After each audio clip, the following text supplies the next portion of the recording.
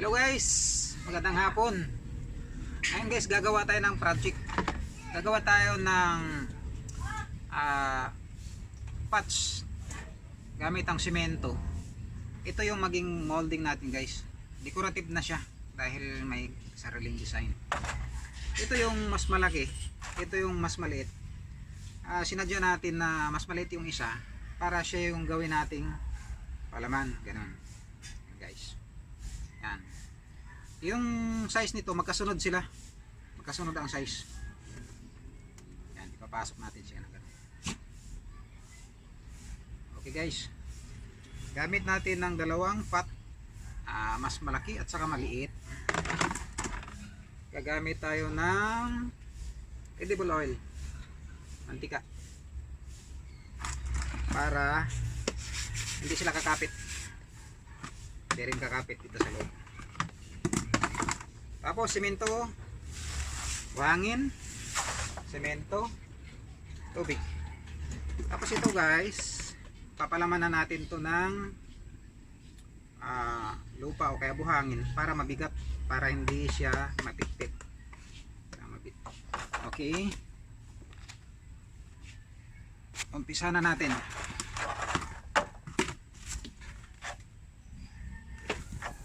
Guys, kung first time nyo nakapanood dito sa aking YouTube channel, paki-subscribe na lang guys, at paki-hit na rin yung notification bell dyan sa may gilid para ma-update kayo sa lahat nating mga project, mga gagawin pa sa susunod na mga araw guys. Marami pa tayong gagawin, mga project na dapat nating matutunan, mga tutorial. Tapos gagamit tayo ng styro. Ito yung pangkalang natin para sa butas, pabilog.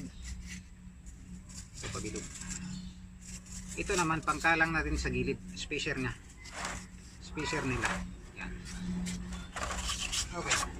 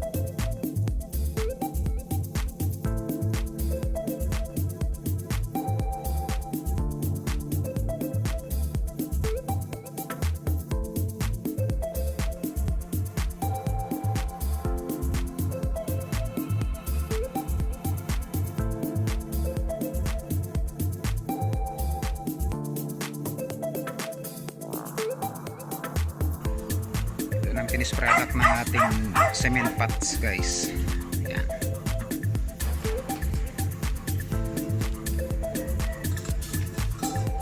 Diba?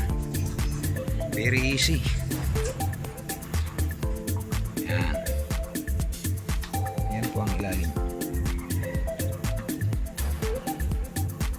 Simple and easy.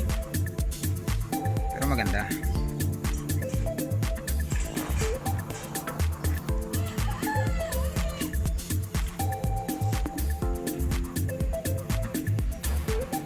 I-cure na lang natin siya ng 3 days. Pwede siya nalagyan ng halaman. Diba?